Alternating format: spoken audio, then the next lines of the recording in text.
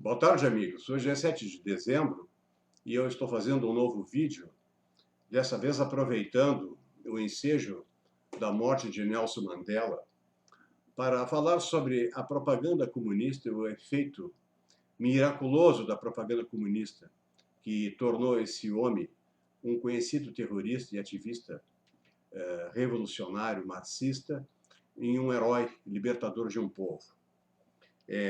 Muitos amigos nossos se dizem surpresos com as revelações que nós colocamos à disposição no Facebook, embora a gente tenha advertido já alguns meses atrás, quando ele esteve a ponto de morrer, o assunto Nelson Mandela veio à baila e nós colocamos essas informações, especialmente aquelas cenas terríveis do necklace, dos pneus embebidos em gasolina, envoltos em torno do pescoço das vítimas, em geral de negros sul-africanos, que a turma do Mandela e a terrorista mulher dele, Winnie Mandela, diziam que eram traidores. Mais de 500 pessoas foram assassinadas cruelmente, assim, inclusive crianças, foram mortas dessa maneira cruel. Muita gente se espantou com isso. À primeira vista não acredito, mas as imagens, os vídeos são públicos há muito tempo.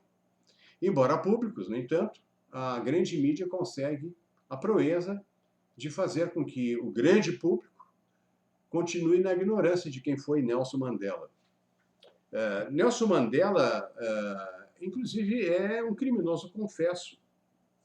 E ele chegou a escrever uma autobiografia, o longo caminho para a liberdade.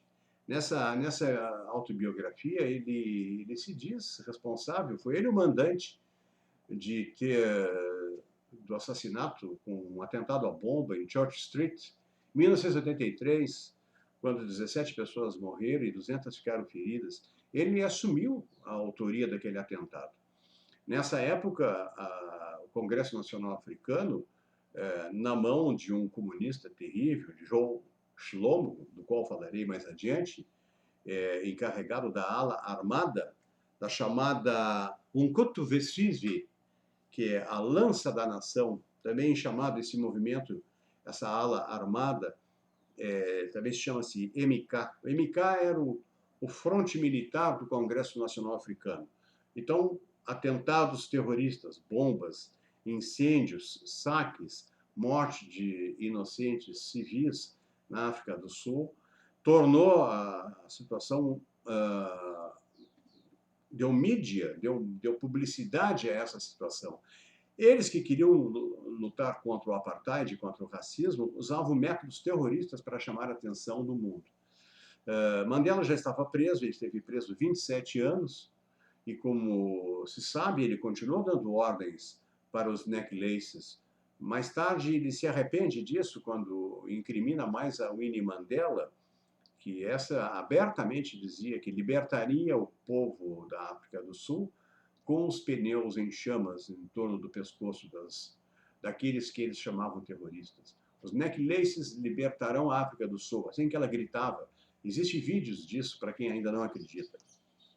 Mas tudo isso acontece sobre um fundo, sobre uma base social e econômica na África do Sul, um país, uma região toda, mais do que um país, toda a África do Sul, além então das fronteiras dessa antiga colônia britânica, é riquíssima em diamantes e ouro.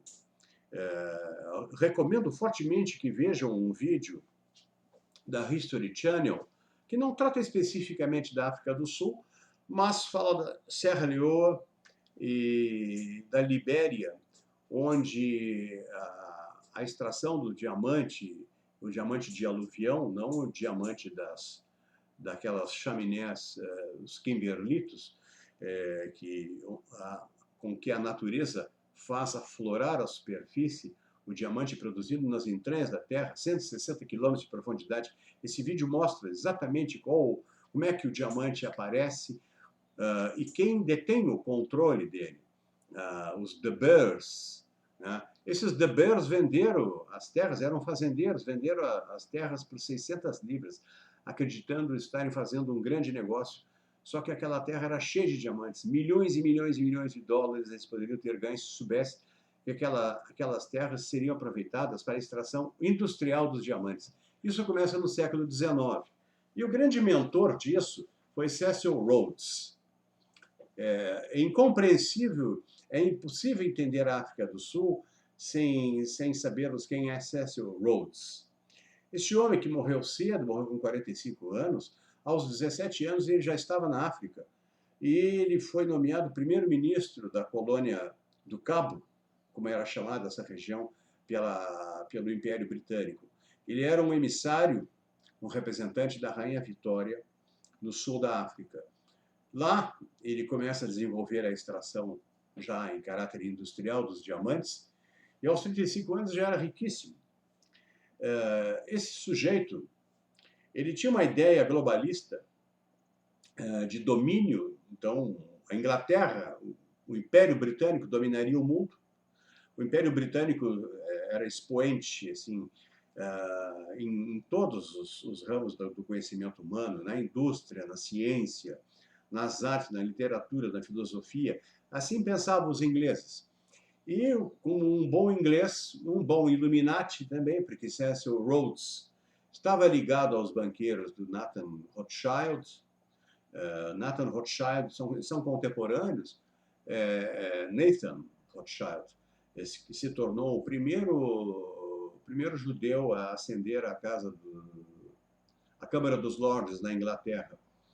Esse Cecil Rhodes tinha a carta branca da Rainha Vitória para fazer o que bem entendesse. Ele é o chefe da tábua redonda, a mesa redonda, round table. Então, em torno dele, com o apoio dos Rothschilds, Cecil Rhodes, do século XIX, ele morreu em 1902, se não me engano, morreu logo no início do século XX. Lá ele criou, inclusive, o país chamado Rodésia, em homenagem a ele, Rhodes, né? Ele morreu na África do Sul, na Rodésia, foi enterrado lá, não quis ser enterrado na Inglaterra, ficou enterrado nas colinas de Matumbo, que tem uma longa história, uma extraordinária história, essas colinas. Cecil Rhodes era o primeiro grande Illuminati com a ideia de domínio completo da África do Sul. Esse poder dele, então, como eu disse, ele construiu a grande empresa dos De Beers, que aparece muito bem nesse filme do History Channel, e ali começou a exploração do diamante e de ouro. A extração de diamantes, ela pode ser através das chaminés, dos kimberlitos. Daí a cidade de Kimberley, onde se encontrou essas chaminés que jogavam diamantes para cima. Mas o diamante também pode ser extraído por aluvião, isto é, em rios, em cursos d'água, onde eles afloram a superfície e são catados manualmente por bateias, onde os garimpeiros garimpariam, então, pedrinha por pedrinha. São milhões e milhões de quilates por ano que a África do Sul produz, e toda a região é diamantífera também. Mas esse diamante de aluvião ele foge um pouco ao controle da grande empresa, dos De Beers, que tem uma extração industrial. A jogada toda do diamante é que o diamante não é raro, como muita gente pensa. Eu também imaginava que o diamante fosse uma coisa rara. O diamante é bastante frequente. A ocorrência do diamante é frequente na crosta terrestre e na superfície da Terra. O problema é que essas companhias controlam a presença e o valor da pedra de diamante, segurando, fazendo estoques e largando aos poucos do mercado, para nunca deixar o preço do diamante cair. Então é um controle humano. Não é a escassez que torna o diamante caro, mas o controle exercido por esse monopólio, praticamente, dos De Beers, um monopólio que existe até hoje. A partir de 1935, um sionista judeu, Oppenheimer, dessa família, acaba tomando conta desse negócio.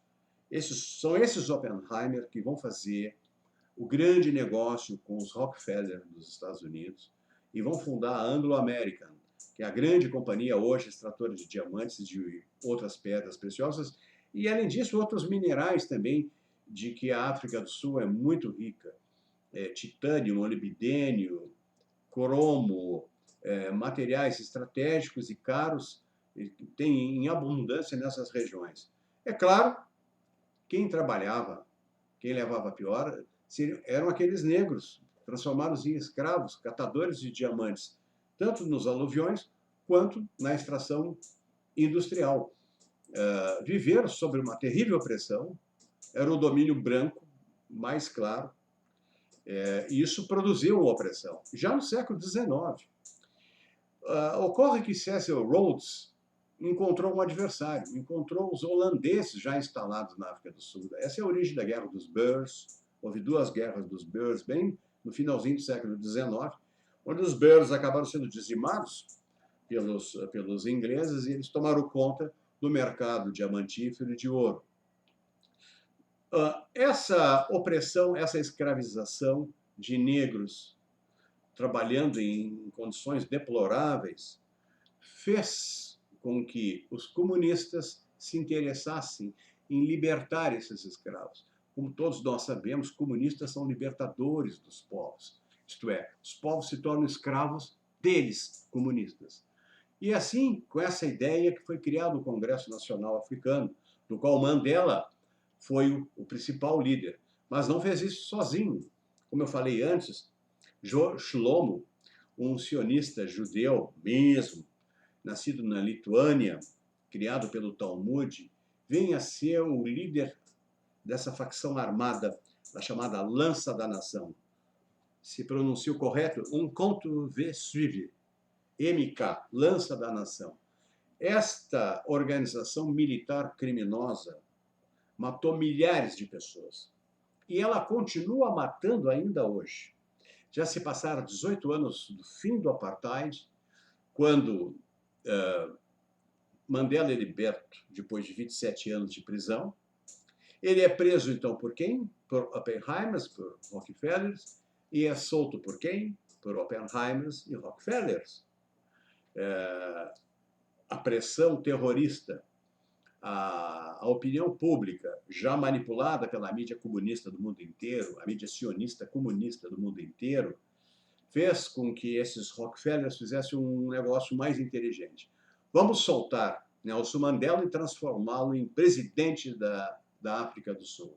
Em 94, fizeram as eleições, Mandela se torna, foi uma barbada, se torna presidente da África do Sul. E terminou o apartheid, terminou o horrível racismo, a segregação racial, a discriminação racial, coitadinho daqueles negros oprimidos, aquele povo melhorou de vida, ficou riquíssimo. Não. Hoje a África do Sul é uma miséria brutal. Eu já estou me antecipando ao segundo momento desse vídeo, quando é bom que a gente saiba o que é a África do Sul hoje, 18 anos depois do final do apartheid. Os 18 anos em que Mandela foi transformado em herói pela mídia comunista global. Existe um jornalista canadense, Henry McCall, arqui-inimigo dos sionistas, que tem um site que eu vou colocar nesse vídeo, que vocês devem ler. Ele conta em detalhes a ascensão do Joyce Shlomo e de outros líderes sionistas comunistas. Aqui o sionismo é comunista. Ele é ligado a Fidel Castro, ele é ligado a todos aqueles ditadores comunistas que infestam e infestaram a África, desde Robert Mugabe, o próprio Mandela é casado com, como é o nome dela? É Graça Chamel, né? Mulher do líder comunista. Posso estar equivocado com o nome agora.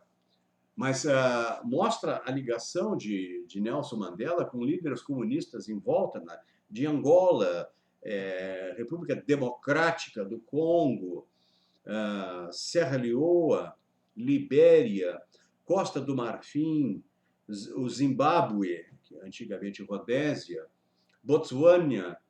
Essas regiões que são ricas em minérios e em diamantes são controladas por guerrilhas comunistas.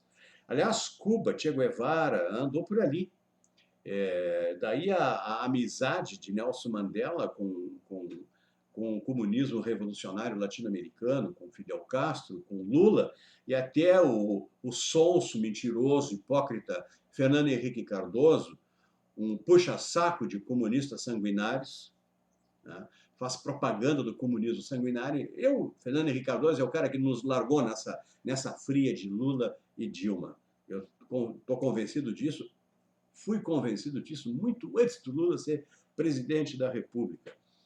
Então, essa segunda parte da minha história, mostrando o que é a África do Sul, passa então pelo entendimento de qual era o substrato econômico e social da África antes de Mandela, o trabalho terrorista de Mandela e o golpe vigarista da nova ordem mundial desses Illuminatis, que resolveram mudar de sinal a partir dos anos 70, quando eles começam a ficar sensíveis às ideias comunistas, isto é, a nova ordem mundial continua a mesma, os Illuminatis são os mesmos.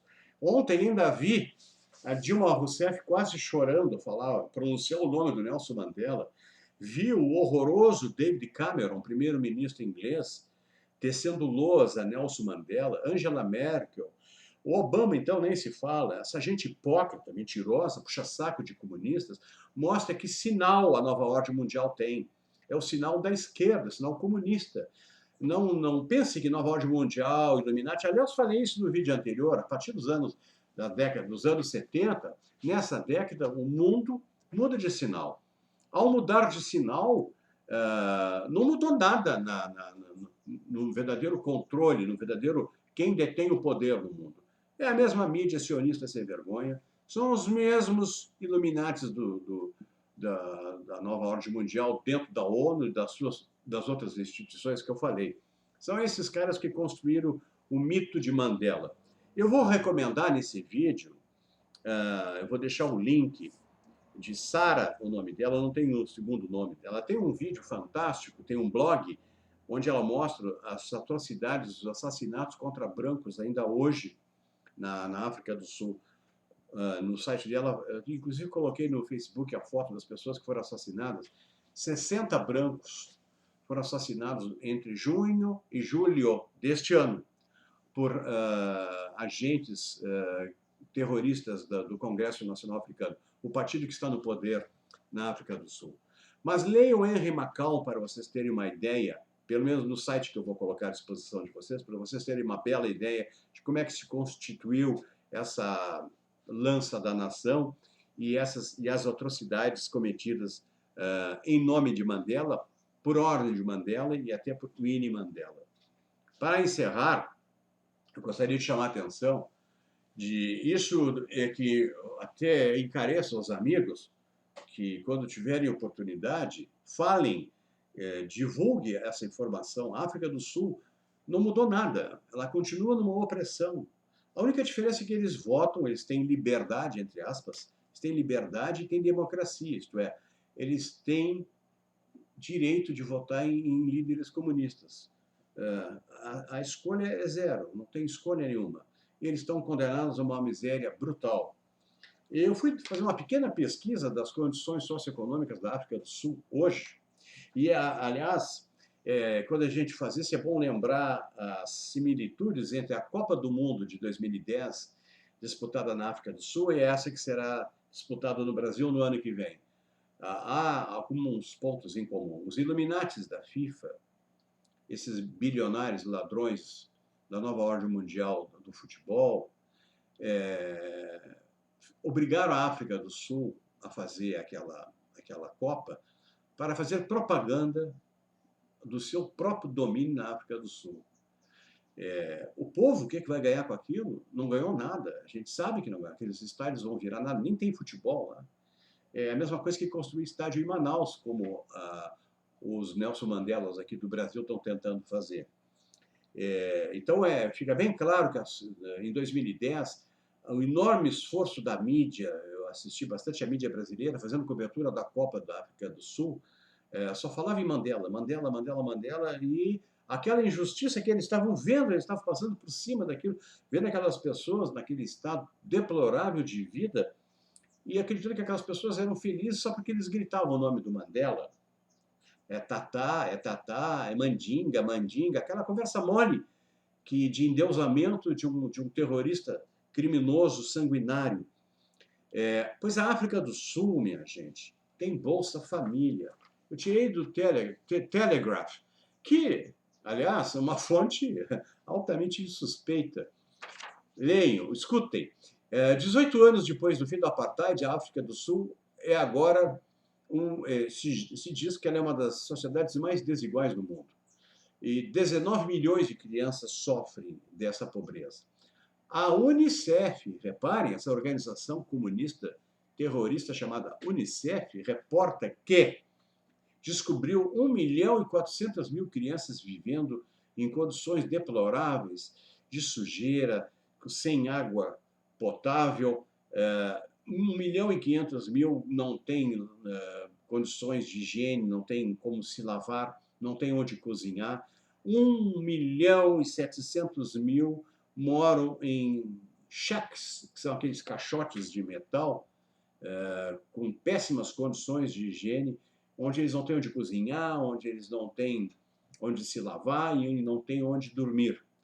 De 4 em cada 10 lares tem alguém desempregado. E a pobreza é tão grande que esse número chega a 70%. 7 em cada 10 lares tem alguém desempregado. E o pior vem agora. Um total de 330.000 crianças estão com AIDS, infectadas com HIV. E 5 milhões de adultos estão infectados com HIV. 40% da população morre anualmente de pandemias. Se morre de tudo na África do Sul. No entanto, eles têm Bolsa Família. O The Telegraph reporta o seguinte: os chamados social grants, são verbas públicas, mais do que dobraram, de 12,7% em 2002 para 29,6% no ano passado, 2012. 30% da população da África do Sul vive de Bolsa Família, recebe dinheiro do governo. E a gente sabe o que é Bolsa Família, nós sabemos aqui no Brasil o que é Bolsa Família. E a reportagem, feita por economistas, mostra o óbvio que uma sociedade mantida sob ração, ganhando Bolsa Família nessa proporção, 30%, não há a menor possibilidade deles desenvolverem-se por si sós, vão ficar eternamente dependentes e as condições estão piorando. Pois a África do Sul do herói Mandela nunca esteve tão mal e as atrocidades continuam. Os diamantes nunca foram tão caros e continuam ainda no domínio dos De Beers. A família Oppenheimer e os Rockefeller dominam o mercado dos diamantes, do ouro, pedras preciosas e minerais estratégicos. A África do Sul padece de uma pobreza sem solução. Generalizando, a África, a metade sul da África está vivendo a mesma miséria e são governados pela mesma ideologia comunista, são cheios de guerrilhas sangrentas. No filme que eu recomendo que vejam, mostra as guerrilhas comunistas amputando, decepando mãos, braços. São legiões de mutilados, nenezinhos de colo de 6 meses sem as mãos, gente queimada viva. A atrocidade africana feita por negros africanos contra negros africanos, brancos africanos, é uma coisa inominável. É um absurdo o grau de crueldade daquela gente.